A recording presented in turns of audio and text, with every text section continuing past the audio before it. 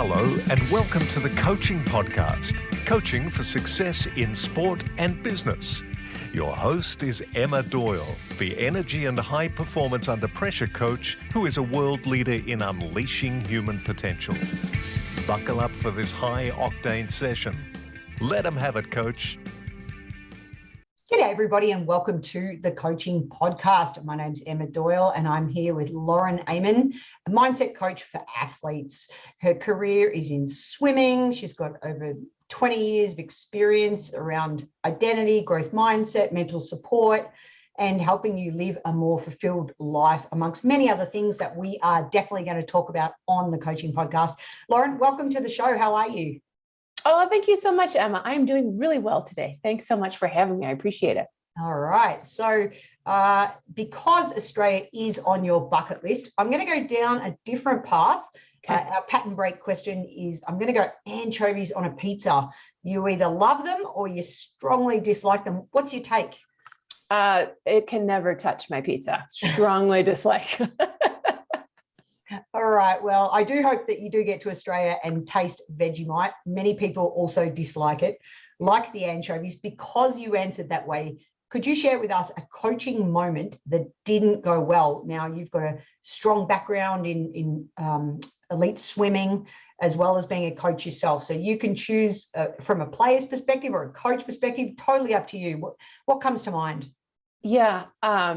One flooded my memory the moment you said it. I was actually in college and I don't remember what I said, but I happened to say something like, gosh, I wish that our teammates would just kind of get into it. Everybody would put all of their efforts, just work a little harder.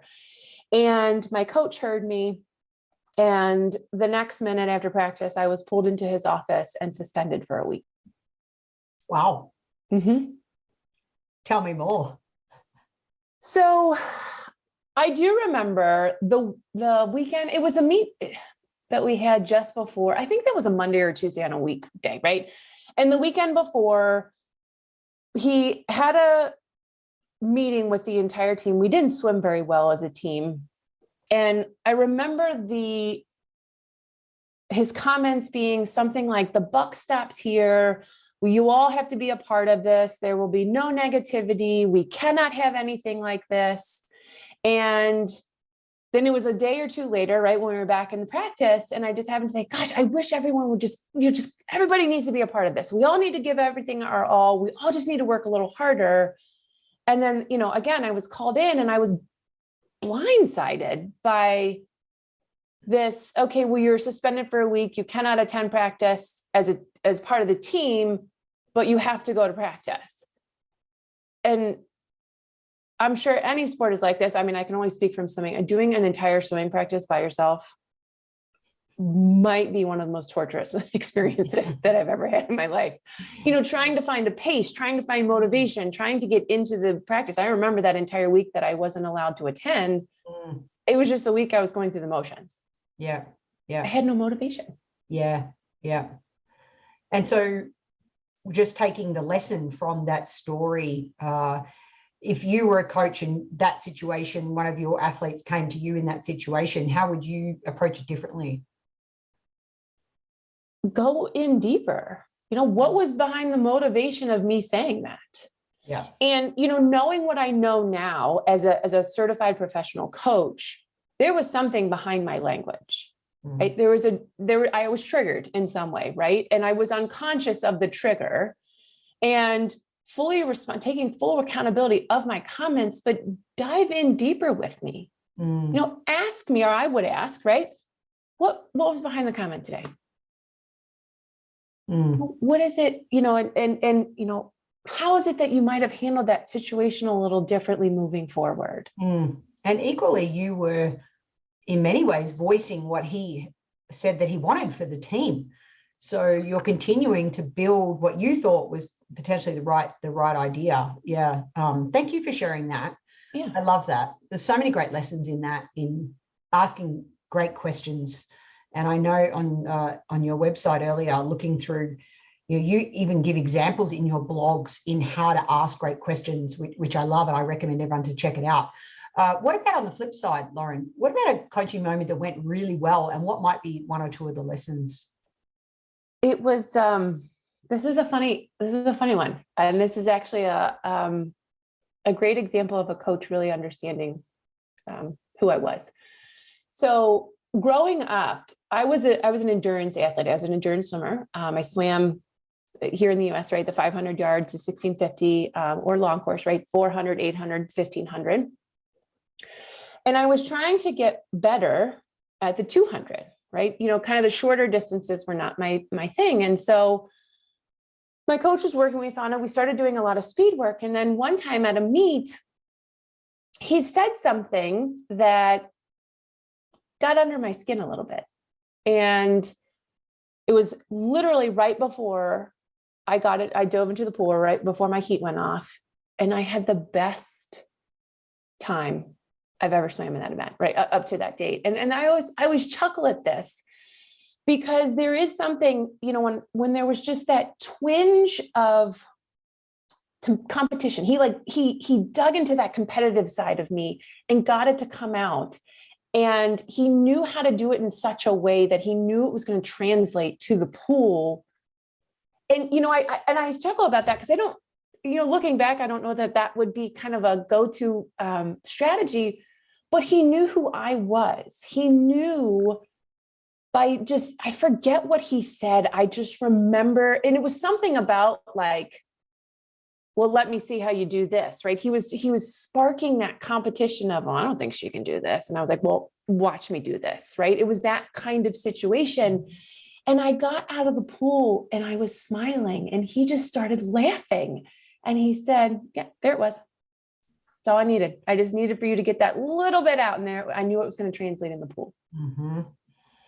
Fantastic. And one thing that I heard in what you said is the rapport and trust that obviously the relationship had to know which button, because that same scenario without that rapport, trust, understanding who you are, obviously can go south as well.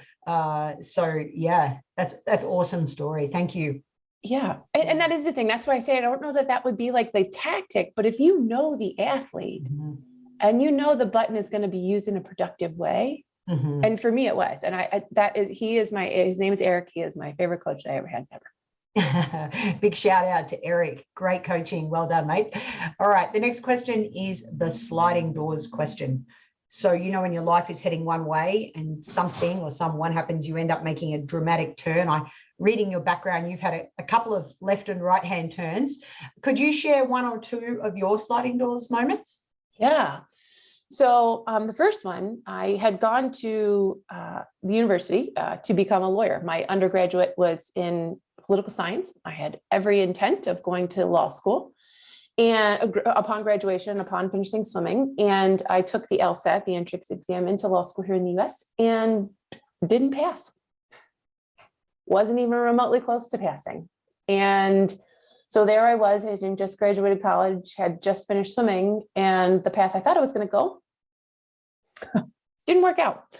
And that's when I took about 2 years to really figure out, okay, with a political science degree, I don't want to go into politics. It's not where I wanted to end up. It was very tumultuous here in the US, as everybody knows. And so that's when I took the pivot and, kind of slid the door into human resources. And that's where I got my master's degree. And I had a 15-year career in that. And then another sliding door came. I had come to the point where it just wasn't my passion. Wasn't my passion any longer. And it's not something that I felt was really fulfilling for me. While I had a great success, it just was more draining than it was passion driven. And having been exposed to executive coaching in the human resources space, I thought, well, this is an opportunity to really work more closely and directly with people, learn a skill that I'd always been really intrigued by. And so I went and got my professional coaching certification. And that's when I stepped out of the corporate world and went and opened my own practice. And then I think the most significant sliding door moment is I had opened my practice to be about leadership development and career transition because it had been my career. And then I had that aha moment of, well, you left it because it wasn't a huge passion for you. And that's when it was the week before the summer 2020 Olympics. And I had happened to say to a business mentor of mine, I wonder what it'd be like to work with former athletes. That was the thought that was going through my mind. And then a week later, Simone Biles removed herself from competition. Katie Ledecky had won the 1500 meter freestyle for the first time ever in the women's event, but had a very disappointing swim. And then Michael Phelps came on the US broadcast at least and said, competing at this level is really overwhelming. We just want someone to talk to. We just want someone who listens and who allows us to be vulnerable and doesn't want to fix us. And that's the moment I thought, oh my gosh, here's the first part of my life coming together with the second part of my life. And that was probably the biggest aha sliding door moment of saying, okay, now I know who I'm called to serve, and it's athletes. Isn't it interesting how things show up and when they show up? Like sometimes just being inspired by someone you haven't met yet. Maybe correct me if I'm wrong, we haven't met Simone yet.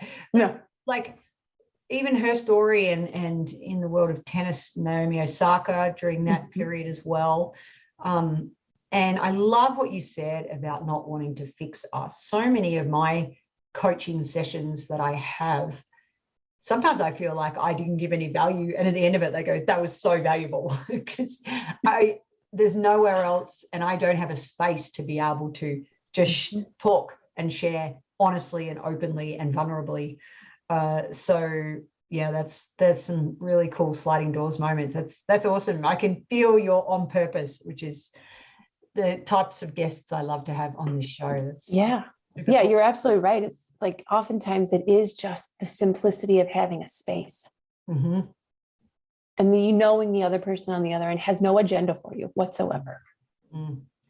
Yeah, that's coaching.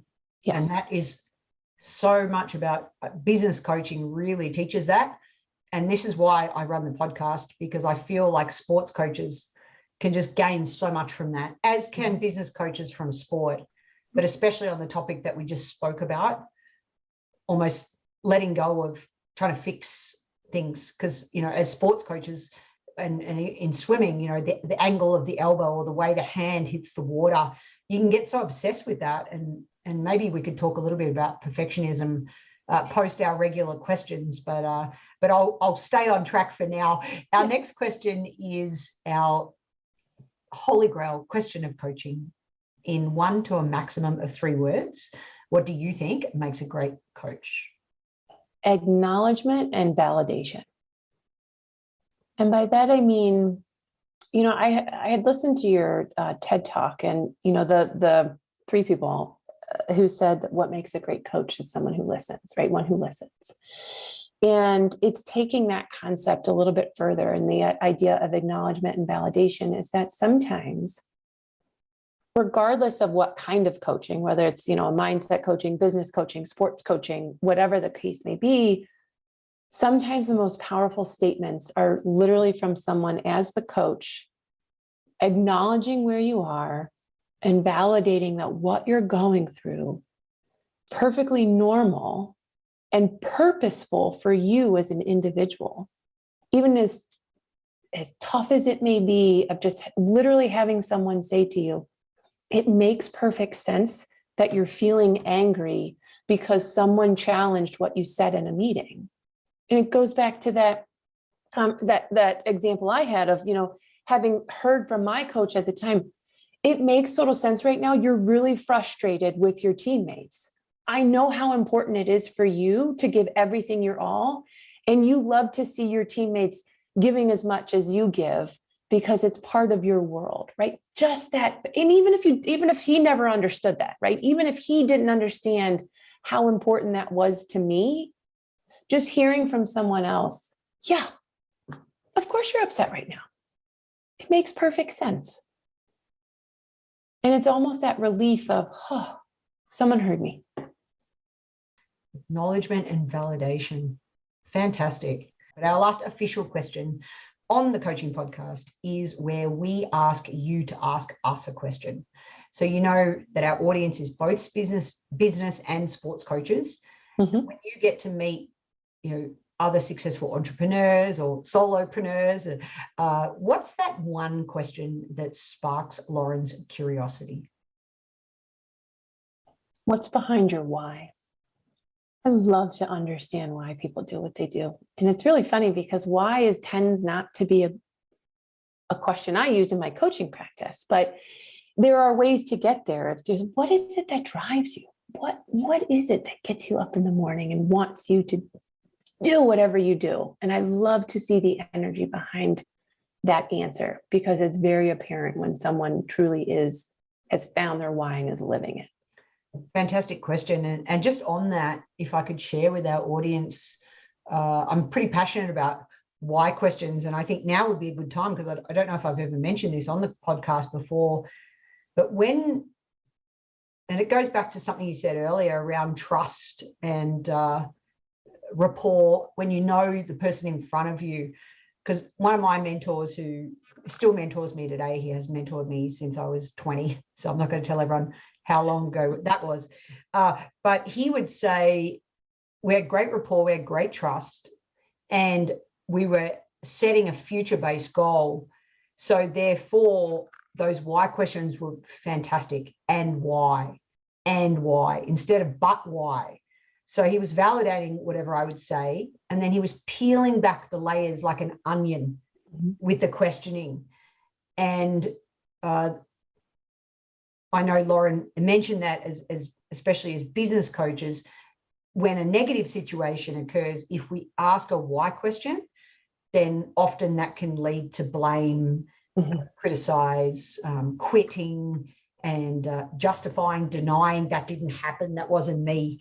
So I've never mentioned that on the podcast before. And I think it's a great tip for coaches to hear why you said what you said around the why questions. And I think it comes back to positive and rapport versus after asking a why question after a negative situation. So be really mindful about that. Is there anything else you want to expand on what I just said then? And did I understand you correctly?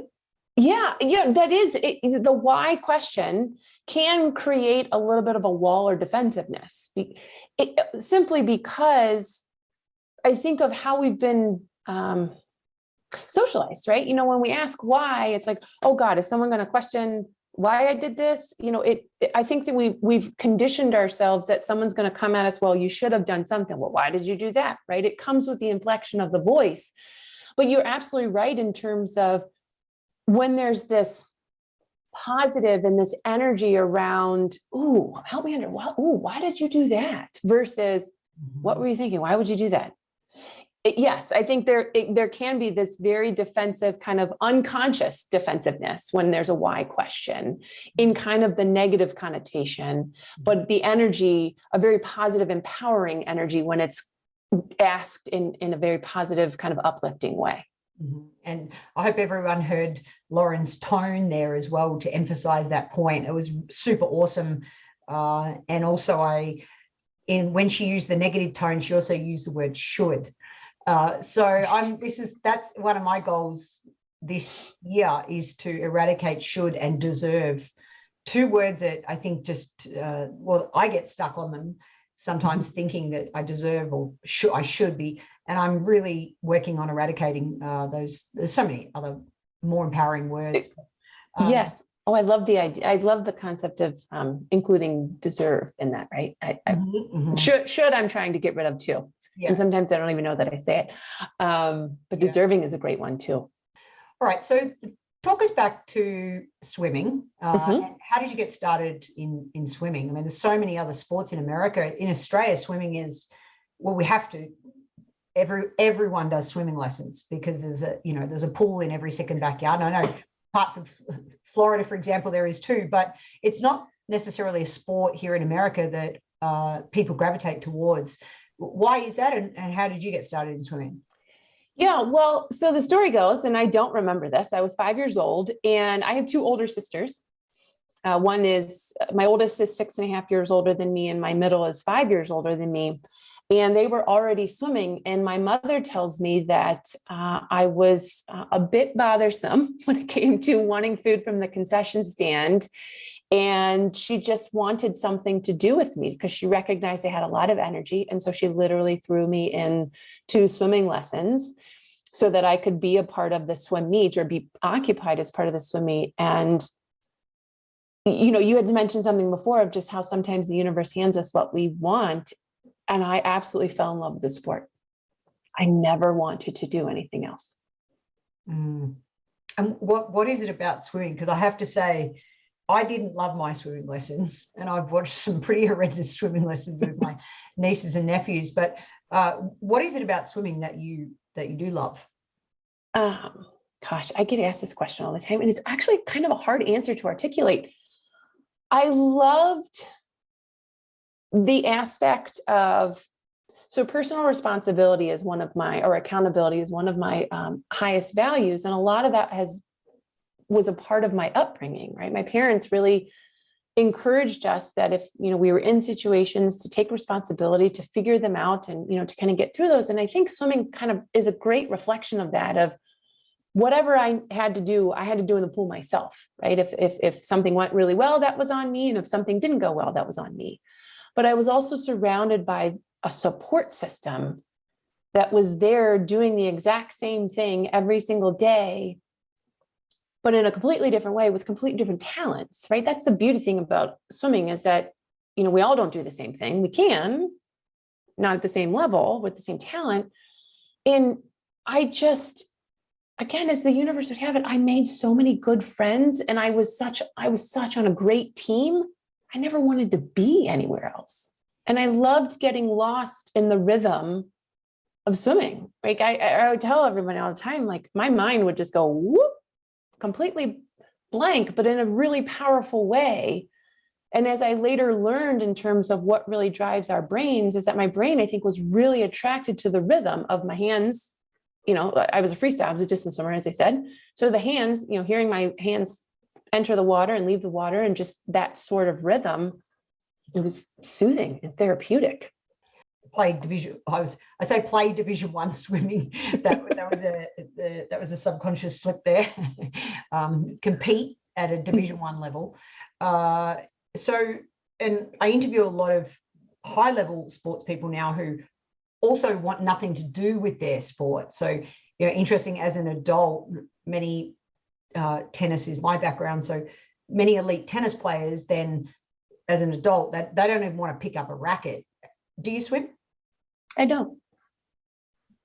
And I will say this, for many, many years, it was because of how I left the sport. My last year was really, really tough, and I was never burnt out. What I now realize is that I was mourning the loss of that transition well before I knew it. It was a very unconscious mourning. And I ended the sport on not a very high level. I did not have a great meet, my very last meet. And that's what stayed in my mind until years later, I processed all of that stuff and finally became conscious of, oh, I kind of created that environment for myself. But now, if I get there are moments when I will get in and I look at the pool and I just think, oh my goodness, I have to be in there. I have to find something. I've got to find something to do. Then I get in and it's kind of boring. So by yourself. so it tends not to last very long. And I don't know if this is how I was in tennis, like it just doesn't feel the same. Yeah. And that's hard, right? It's hard to mentally kind of, oh man, it just doesn't feel the same. Yeah. And I just don't have enough access to it right now, right? And sometimes in the winter, or it feels like it's still winter here in Ohio, but like getting up and going to the pool in 30-degree weather, just in my 40s, does not sound fun. Yeah, it's certainly another thing that put me off swimming is the 5 a.m. Training and like you said, but there's been some pretty incredible moments as well, especially in Australian swimming. If you remember Kieran Perkins winning, qualifying in lane 8, and he came and won that gold, smashed that gold medal. Was one of the, I still remember that, I think so, even though I'm a lover of all sports, but swimming always fascinates me, that to watch that black line and over again. And so on perfectionism, it's come up a couple of times now. I'm super curious. Again, tennis, you've got a moving object, the ball's moving, you've got an opponent. In swimming, to me, it does seem like a sport where you are aiming for a level of perfectionism, but then you've got these meets that have all this extra pressure. So I'm super curious about how much of your training do you dedicate towards the perfection of technique versus the tactics of, especially distance swimming, and how do you find that balance? And it goes back to what, from a technique standpoint, so I was very lucky, right? I swam for 17 years, never had an injury, ever. Sure, I had sore shoulders, and when you're swim 10,000 yards of practice, overuse can happen. But from a technique standpoint, I don't ever remember being a perfectionist about my technique. And I think that was one thing that I loved about swimming. I talk about my early coaches who were very nurturing women, at the age of 5 and 6. And what my mom helps me remember is how much attention they placed on technique at that young age. So as I grew older, I didn't necessarily place that much attention on my technique. Now, where perfectionism really came into play was my mind, right? And every time I went to a meet, regardless of the level of the meet, whether it was just a regular season kind of filler milestone kind of progress report meet, or it was, a national meet, I needed to be at 110% and swim my very best every single time, regardless of where I was in my training regimen, right? And I wasn't cognizant enough at the time to say,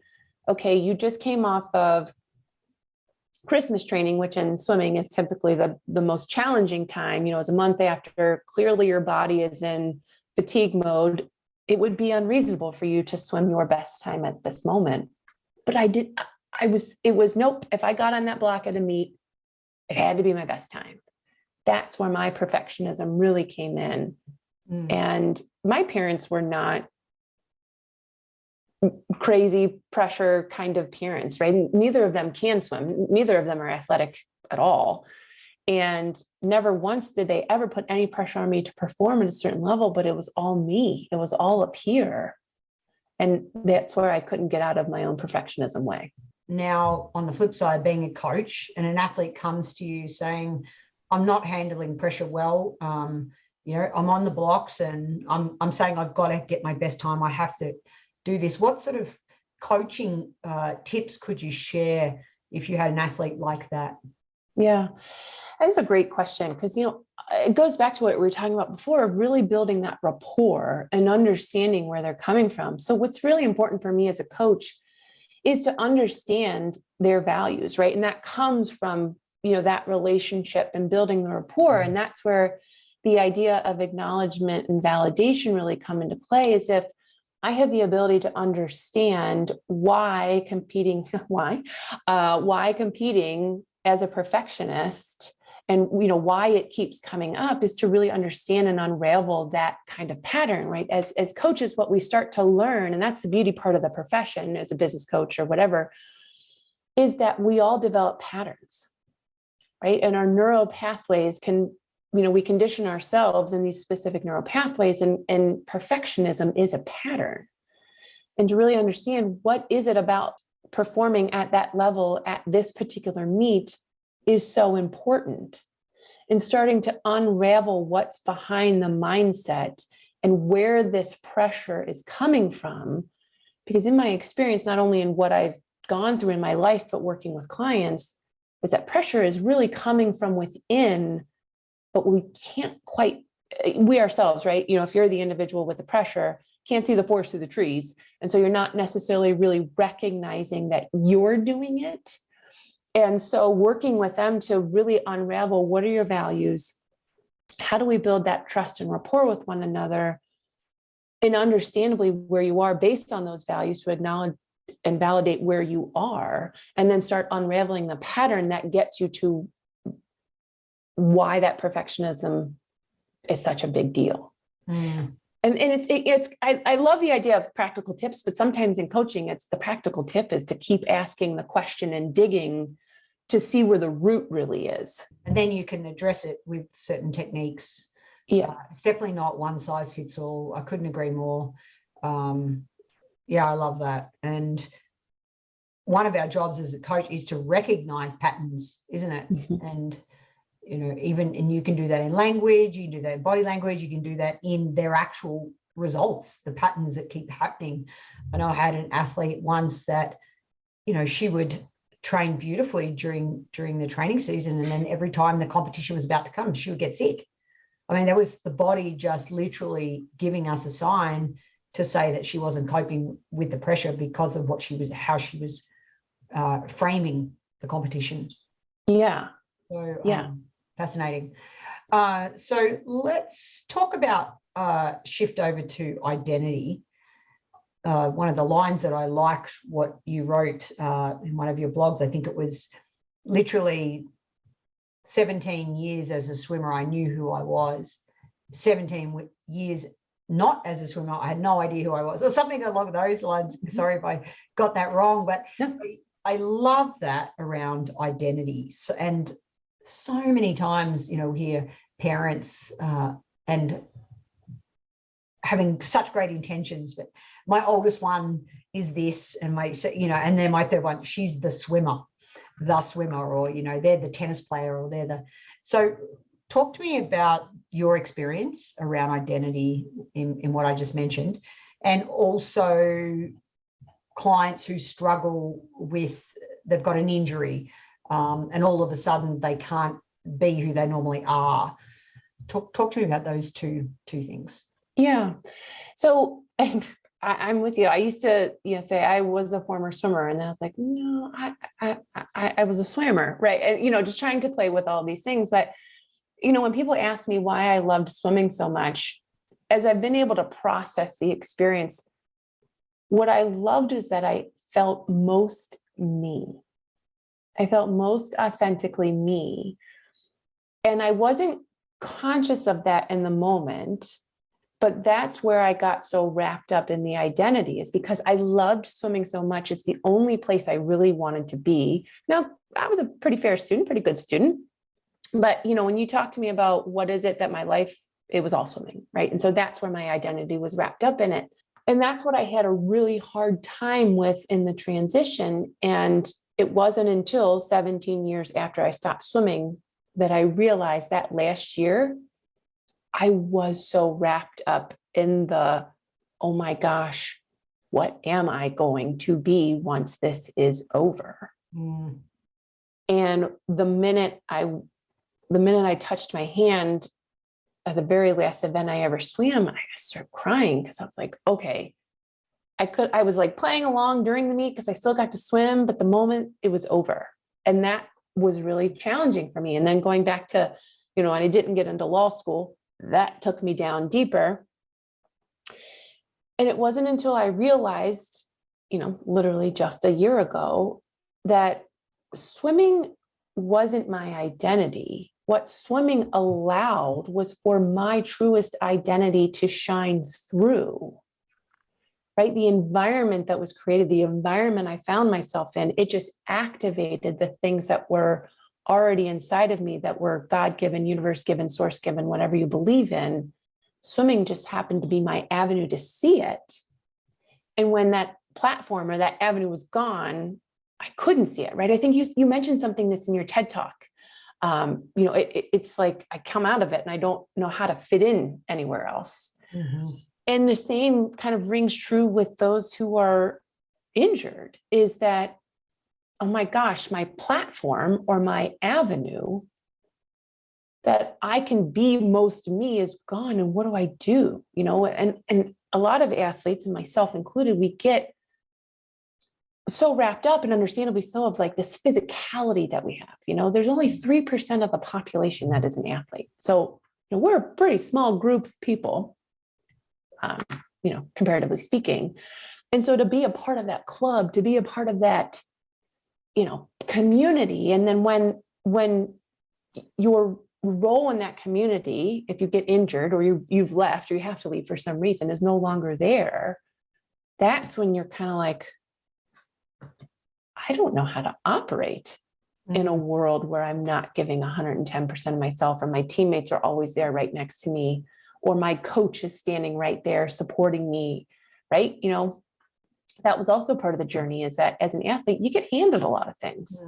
And by that, I mean your workout, your schedule, you have to show up and do all of the work, but someone's handing you something and saying, do this. Mm-hmm. And then when you come out of the world and you don't have someone saying, do this, you don't know how to operate. And that's where that identity gets so jumbled. Yep. I want to, just take that over to the business. And I've just found where I read it. 17 years in the pool, feeling most like myself. 17 years out of the pool and had no idea who I was. So if we think about that also in the workplace and this new hybrid workplace, when we had an office, we went to work and we often were given our KPIs and we had a structure to our day. And now all of a sudden you've got your home office. So you've got other just daily distractions. It might be, now I can do the washing, or, and now this can come up, or I got to walk the dog, or I got to look after the kids. And so there's all these other extra distractions. There's no one really setting up your day for success. And I think that's something that I'm seeing more and more with this hybrid workplace. Like, one of my clients came to me last week and she goes, Emma, life is just crazy town. It's crazy town. And I'm not coping with, and then she listed easily 15 things that were going on in her life that she wasn't coping with. So I find that fascinating from a swimming perspective too. You're given, and college sports too. We're given so many things. We have access to personal trainers and a sports psych if we need it. And then all of a sudden you're thrown out into the world and it's sink or swim, pardon the pun. So talk to me about what you see as some of the biggest challenges in this hybrid sort of workplace with some of the clients that you deal. What are they struggling with the most? I think it's exactly what you're talking about. It's this jam-packed schedule or this jam-packed expectation that, we have the freedom. We're talking specifically about the hybrid. We have the freedom to do all of these things, but I think everyone's struggling with, well, how do I actually fit them in? And, one of the things that not only I've been working on with myself, but with clients as well, is this concept of less, but better. And this idea that, I'll liken it to my schedule when I was growing up. My life as a student athlete was jam-packed, right? I'd wake up, I would swim, I would eat, I would go to school, I would eat again, I would swim, I would eat, I would homework, I would go to bed, right? That was my life for over a decade. And I remember coming out and thinking, oh, okay, having a jam-packed schedule is my jam, right? That's how I'm successful. Took me, again, another 17 years to say there's a difference between having a jam-packed schedule and busyness, right? My jam-packed schedule as an athlete was actually really only focused on two things: swimming and school, and obviously eating and sleeping and the basic human functions, right? But I think, in transitioning into adulthood and even in this hybrid space is, okay, well, now is exactly what you talked about. We've got the kids, we've got the pets, we've got the laundry, we've got the house, we've got the profession, we've got the relationships. And we're in the comfort of our own homes thinking, oh, I can get to it all. And there's been that mix of work and professional life work and personal life, that the boundaries no longer exist. And so everything gets mashed together and you're just kind of in this constant whirlwind of, I can go to here, to here, to here, to here, to here, and not saying, okay, today my 3 priorities are, do the laundry, empty the dishwasher, and make sure I get through my work, right? And then tomorrow it's going to be family time with the kid.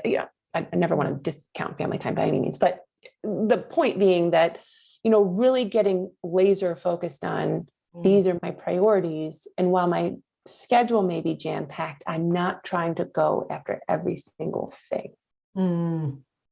Chunking that into manageable pieces. And can I invite you with a word reframe? How about less and better? I love it. Absolutely. You can invite me. And because I mentioned it earlier with the why stuff and around validation, we're validating less, not saying that you're working any less, but you're prioritizing that less and better in terms Yeah. of improvement and that next opportunity.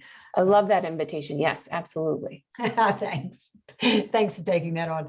All right. Talk to me about the mental demons. So that pop up.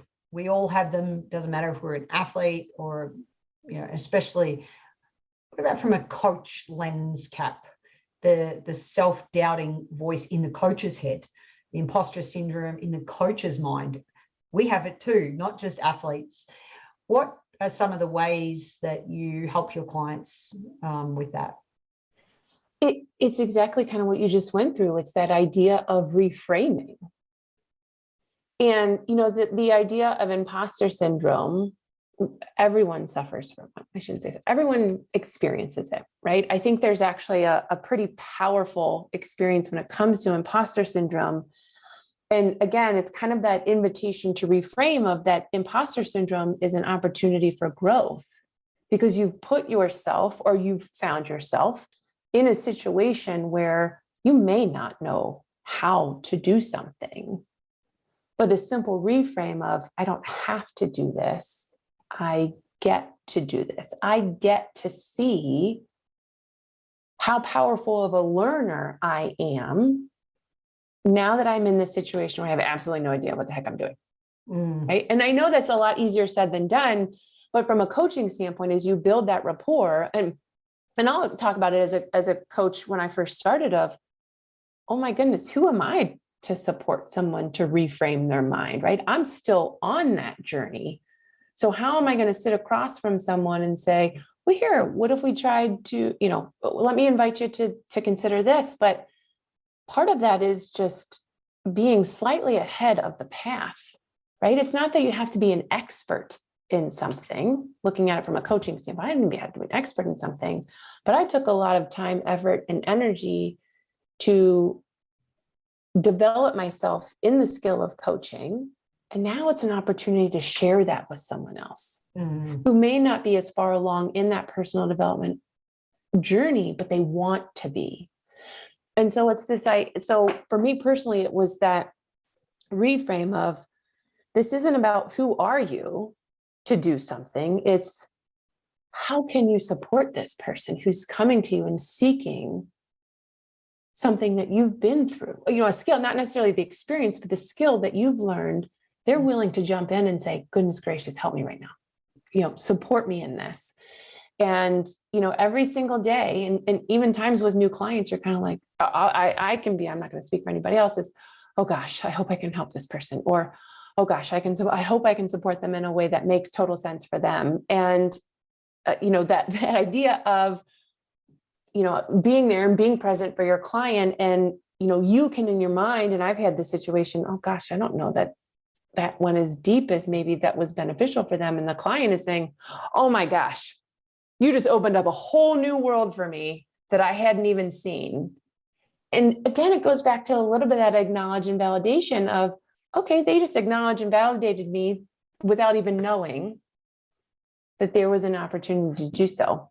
And, it's that concept of the mental demons. It's that inner critic, right? That voice that was developed in all of us, that we all developed, that was there for protection, right? It serves a very powerful purpose. But it's also your brain's way of protecting you. And the brain is very good at creating patterns because it wants to work efficiently. If we had to rethink and relearn everything we ever knew, our brain would explode, right? And so it gets into patterns, and we talked about this before, and that's really what the imposter syndrome is. It's just an pattern that's so ingrained that you feel like, oh gosh, I couldn't do this. I'm not the person to do this. And it's really just interrupting that pattern. And sometimes it only takes one question to yourself. You may not have to fully believe the question or fully believe the answer you give to yourself, but the fact that you can say it out loud and interrupt the pattern, that becomes really powerful. Yeah, I love that technique, saying something out loud, because then it's real rather than just the repeat inside your head, but actually pattern interrupt by saying something out loud. Really great technique to help your clients and us as coaches use that on ourselves. Mhm. Love that coaching tip. Awesome work. Well, what are some of your just final closing words of wisdom? And there's been a lot here today, from acknowledgement, validation, getting lost in the rhythm of swimming, less and better, and allowing your identity to shine through to feel most like me, just to name a few of my highlights in this episode. Just this coaching gold nuggets, advice out there for our listeners, people that are new to coaching, people that have been coaching for ages. As you sit here today, what are three of your top tips? Well, I don't know if it's necessarily a tip, but something that I always say, and what I talk to about athletes, is to train your mind like you train your body. And I think oftentimes we as humans get into the mindset that our mind is a fixed entity. And, the simple act of interrupting a pattern by asking yourself a question out loud and answering it out loud is a very simple and practical way to start getting your brain to think differently and create different neural pathways. So I don't know if that's a tip, but that's just, your mind can be trained. Yeah. And it can be evolved. Yeah. And on that one, I'm always huge believer in that the mind and the body are intrinsically linked.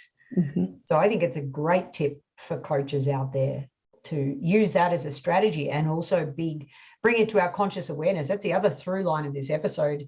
The number of times actually you've mentioned about what's happening at an unconscious level or a subconscious level. We don't even know our patterns until we bring them to the surface. So awesome. That's a great tip number one. Have you got two more? Oh, yes. Specifically in the coaching space, grace is your best friend, right? And it often can come back to that, I don't know that I did as much as I could, or, to extend, maybe I should have asked this question, right? It's that inner demon, right? To provide grace, because as a coach, you're providing space that the person wouldn't have otherwise, right? That's the only time that, or one of the few times that is dedicated specifically to them. And any support you give completely to them is well worth the interaction and the price of admission, both literally and figuratively. And so in those moments when that inner demon does surface, to provide grace to yourself. Fantastic. Well, on that note, we are providing grace to all of you out there. And Lauren, it's been an absolute pleasure just learning a small snapshot about your journey. And laurenammon.com if you want to learn more. That's AA there. And I'll have that in the show notes, don't worry. And if anyone going through transition, athlete into the corporate world, or you're coming out of sport or back into sport, please check out Lauren's website, because she definitely has a lot of coaching wisdom, and total acknowledgement and validation for being here on the show. Thank you, Lauren, for making me a better coach. Oh, thank you, Emma. Appreciate it.